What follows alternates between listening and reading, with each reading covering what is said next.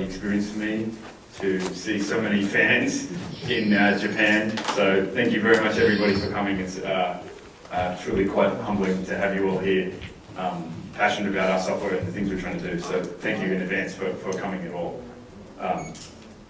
I'm not going to talk too much about products or things. I think you probably get a lot of that.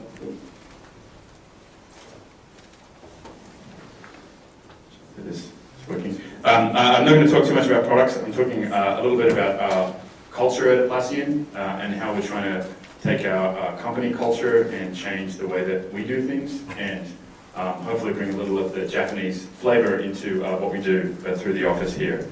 So talking a little bit about how we've built a global company, and specifically the culture that we've used behind that.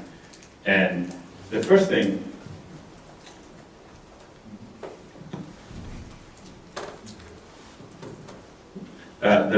I wanted to talk about is that when you're talking about going globally, you need to think very locally. So the Japanese office is a great example of this. And indeed, Atlassian, if you don't know, started way down in Sydney. We are not very known for making software at all. We're not. We're known for rocks and beef and exports like that.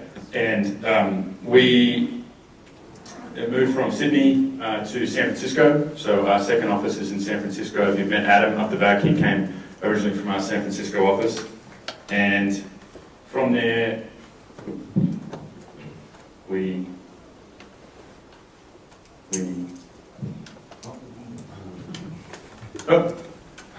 now have a lot of different offices all over the world in different spots. So we have quite a lot of experience with going global and taking our culture around the world. And specifically, we opened up about a year ago in Japan. So thank you to Stuart and everybody from the Atlassian Japanese crew for trying to take how we do business, how we build software, how we try to change what people are doing to Japan. Now, there's a lot of different offices here, so I thought I'd highlight why we have different offices. So, for example, we have 5 different engineering offices now that we build software in. Sydney, where we started. San Francisco, where HitChat, for example, and Bitbucket are built up in San Francisco. Poland, where a lot of the Jira, really heavy back-end work is done. And the newest offices are in Austin and Vietnam, where they're overflow offices. So HitChat's now built in San Francisco and Austin. Confluence is built in Sydney and Vietnam, for example. We have a lot of these offices to try to attract engineering talent from lots of different pools. We can't find enough developers just in Sydney for all the products that we have, so we try to hire all over the world. Similarly, as you guys will have hopefully experienced, we are very passionate about supporting our products and making sure that the customers have a good experience. And we now have 6 support offices. There was 5, and with the addition of Japan in the last 12 months, we now have 6 different support offices. So we do local language support in Japanese now, and we think it's really important. So if you actually add all 6 of these offices together with a sort of a regular 9-hour day, we have about 54 hours of total coverage of a 24-hour day.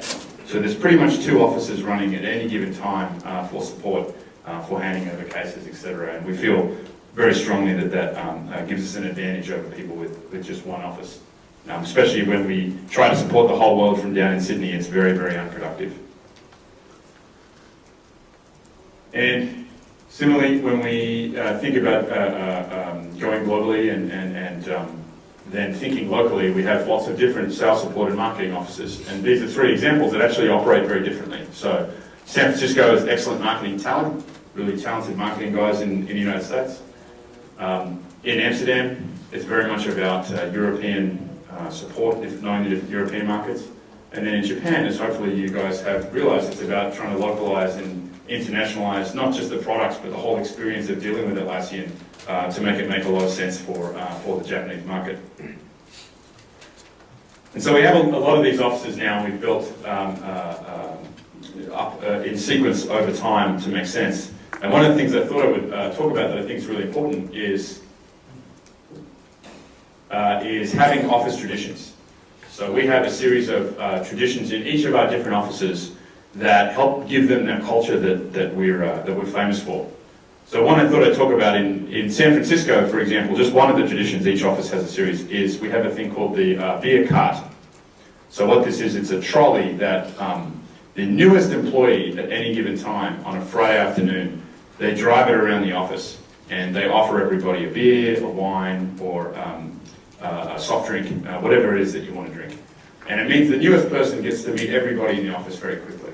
It's a good tradition that they started in San Francisco a number of years ago. You do it as long as no one else has been hired, so it's always the newest person. And the tradition has grown, so they have different varieties of beer carts. In fact, now it's actually more like a rickshaw. It's a bicycle that gets ridden around with a big thing on the back because the office is a little bigger. And indeed, even when we took on an investor in 2010 to show how much they cared about the culture of the company, one of the things that they did was they drove the beer cart around like anybody else. So these are two very famous Silicon Valley investors and invested in a whole lot of very good companies around the world. But yet they sort of, from the employees' point of view, they calmed the nerves by saying, we understand your culture, we treat ourselves as the newest employees. And so this tradition has grown and grown and grown through the office's culture, and I think it's really important. And those traditions come down to the culture of the people that you're hiring and what they do. So in this case, one of the things we do when we open a new office is we try to make sure to take as much talent as we can from different spots around the world that already understand Atlassian and take them to that. So this is a photo of Josh, who came from the San Francisco office, assembling a desk. So assembling a desk seems like quite a pedestrian thing to do, but at the same time, it's very important to us for people to understand that we don't have a huge amount of resources, and we want to make sure that people understand that we've built a lot of this with our hands along the way. And also, we do a lot of transfers around the offices. So this is my co-founder Scott and last President Jeffrey visiting Amsterdam, and we spend a lot of time doing that. And we try to bring as much of this culture as we can to Japan. So we try to take the best of the Japanese culture in the office, and at the same time, what it is that makes Atlassian unique and special, and bring it to the office here. So you may have met these three guys, the three amigos who started the Japanese office. Sean's been with us for a number of years and done a stellar job as kind of a one-man Superman. Stuart, who joined about a year ago, and Adam, who came over maybe 6-9 months-ish ago. So these guys really kicked off the Atlassian office. We then took our culture of having unique spaces for people to work in. If you've been to the office in Mananos town, it's easily the most unique office that Atlassian has anywhere in the world, with the view of the soccer pitch and various different things. And we took our culture of, that's a good time for it to pause. There we go. We took our culture of building desks. So this is Adam constructing a lot of different desks. He didn't get to just build his own, he got to build a whole series of different desks for all of his colleagues that were coming. But it's very important to us to keep these traditions and culture going in the different offices to make everybody feel like they're part of the same family. We have either the largest kitchen of any Atlassian office, also in the Japanese office, and a culture, a tradition there emerging, I think, of bringing your appliances in. Here we have a huge number of kitchen appliances. And the culture flowing through the team as well. So you will have seen the why you know guys walking around. So it's been a really large 12 months in Japan. For those that don't know what we've done in the last year in terms of Atlassian, we have incorporated Atlassian KK now, so we have a local entity showing our commitment to the Japanese market, and it's a very large investment for us over the years. We have Japanese products and translated a huge number. We've improved the translations over the last year. I hope you guys and girls have noticed that. We are in the process of turning a lot of our documentation and other things into a more easily consumable format in Japan. Similarly, the website itself, so to understand what the products do. The Japanese support team, as I mentioned, is really important. I believe that was one of the #1 requests when Atlassian came to Japan, was to get support in Japanese, not have to translate it and find someone that can send it back to the team in San Francisco or in Sydney. And we have our famous Japanese evangelist in Tomo, who's joined us to promote the Atlassian message. So we've done a lot in the last 12 months. I guess the only thing I want you guys to take away is we're very committed to Japan, and we really wanted to work here. I hope to be back in another 12 months with many more bullet points to add to this of the things that the team here has achieved. In terms of how we do things, we do think a little differently. We tend to think of ourselves as this little kid in front of the bulldozer of much larger software and technology companies, and we have to think differently in order to survive and to thrive and to grow when faced with much larger competitors. So a few stories of how we've done that over the years. So one of them is we tend to be very loud and unique at conferences to try to stand out. So again, you will have seen the why you know character wandering around, which apparently was extremely popular today at the conference with people who know the meme. One of the things we did very early on is we bought beer for people at conferences. It's pretty much a universal thing. At tech conferences around the world, people like to drink beer. We didn't have a lot of money. In fact, we weren't even sponsoring this conference that went on in Belgium, in the Western European area. And it was extremely cold, and so we thought everyone would like a beer. So we went to a grocery store, Scott and I, and we bought about 300 beers, as many as we could kind of carry. We put them in our car, we drove them to the conference. And then we had the challenge of actually cooling the beer, because we didn't have a fridge, obviously we had a car, so we just left the windows open a couple of inches in Belgium, and it cooled all the beer down. And then we slapped a sticker on it and gave it to everybody walking into the conference and just said, hey, this is Atlassian, this is what we do. And it was very good. We got more sort of cred and character from that. People understood what we were trying to do. And again, it's another tradition that we tried to bring to the Japanese office in terms of going out and making sure we have a good time. The other thing that we do that we're kind of famous on, and this is a new one, this is a Japanese-only original Atlassian running shirt that we haven't had anywhere, so maybe that could be one of the athletic equipment can come from Japan with an Atlassian logo on it, traditions. But we have an awful lot of T-shirts, so I can let them all drop down. This is a very small sampling of the T-shirts that we've produced over the years. In fact, I think it's about 15 T-shirts, and we're somewhere north of 200 that we've made now in different offices. And it's interesting, the reason we have T-shirts in the first place is when we first sold Jira, people didn't get anything physical. They downloaded from the website, and it was a very virtual experience. And there was something about giving them a T-shirt that gave them something tangible to feel in their hand. It gave them a much more connection to the company. It let them know a little bit about what we were about. So in the early days, we used to have Friday afternoons where we would get all the orders for the week, and we would all sit in a long table, and someone would fold the T-shirt, someone would put it in an envelope, someone would write the address, and we'd send it out. And it became another one of our sort of cultural traditions. Unfortunately, if we did that nowadays, we'd spend, I think, most of the week putting T-shirts in envelopes, so we have an automated system in the factory that does that for us. But it's very important to us to send out physical goods and to distribute physical goods. So how many people here, by the way, don't have at least one Atlassian T-shirt? T シャツを持ってない人っています。 Anyone not have a T-shirt? 一枚持ってない人っています。 Okay. I'm sure if you go see the Atlassian team, we can fix that problem for you. And again, it's great to see these traditions. So I've just added all these slides in today. It's great to see the traditions keep going, and it makes me confident that we've hired the right team in Japan. So as a part of the booth that we're running at the moment at the large conference, there's a little bit of a history of Atlassian T-shirts you can actually see at the booth. And as I mentioned, they have these one-of-a-kind Atlassian running shirts for the Japanese summer that I'm sure people will be very jealous of in Sydney, because you can't get them anywhere else than here. The last thing I want to talk about that's a bit more touchy-feely, but I think it's been really important for Atlassian in terms of growing our culture, is scaling to the values. So we take our values and the DNA of the company very seriously. This is a good photo of some of our staff visiting one of the libraries that we built in Cambodia. We have a large foundation. How many people have bought a starter license? A 10-user starter license? スターターライセンス10ドルの買った人っています。 Handful of people. So thank you. I hope you guys know, so the $10 you spend on the starter license all goes to charity. So far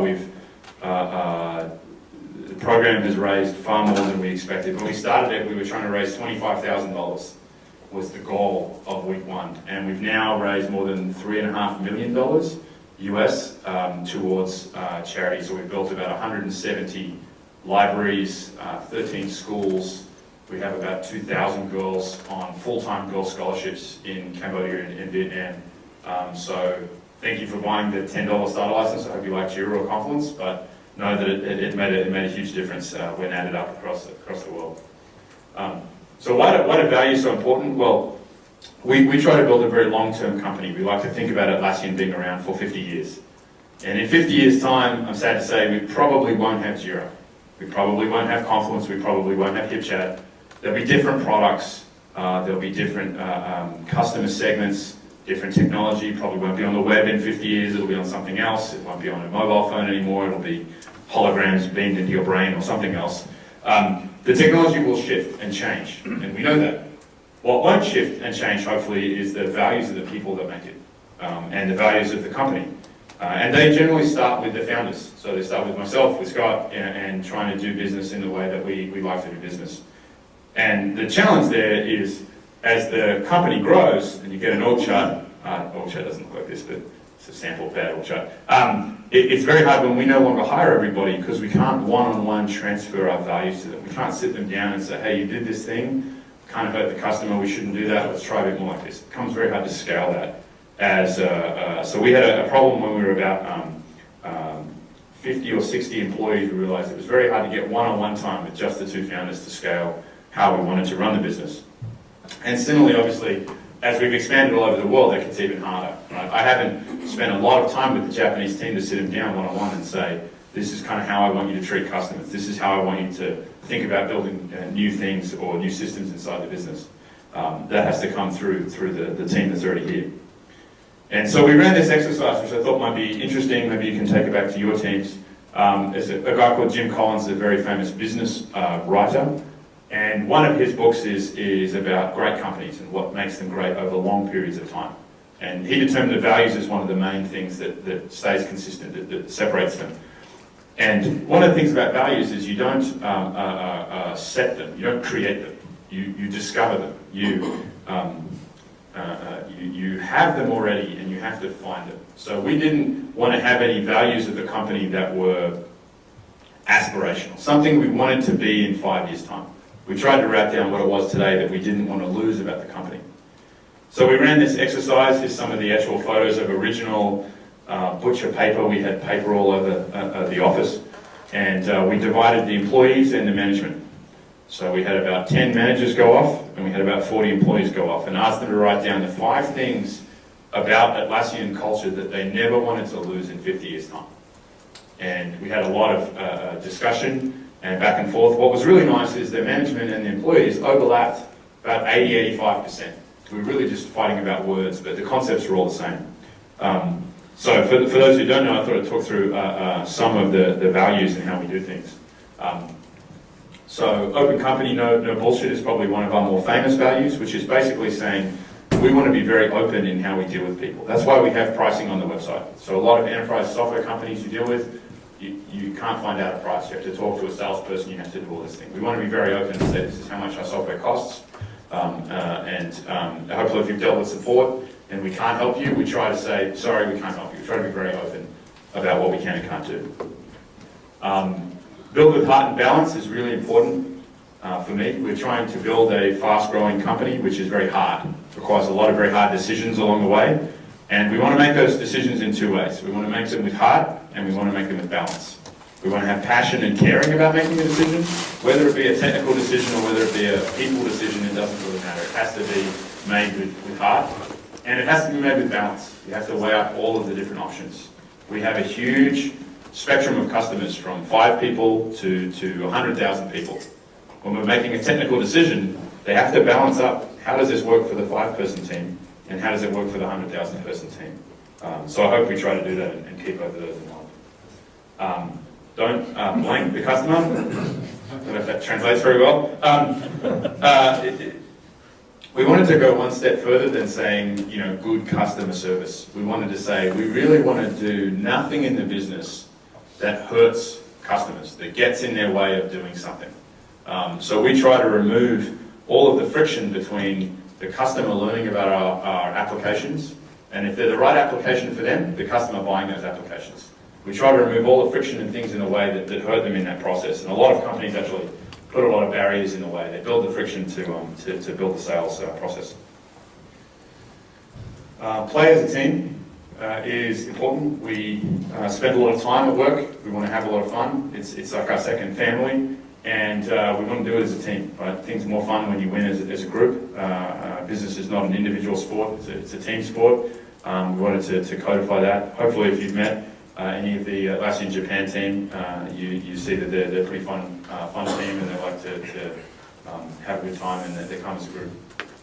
And lastly, and probably most importantly for our business, be the change you seek. So we adapted the Gandhi phrase, and that's basically saying, if you see something at the office, at work, in our products that's wrong, you should own the change of that thing that's wrong.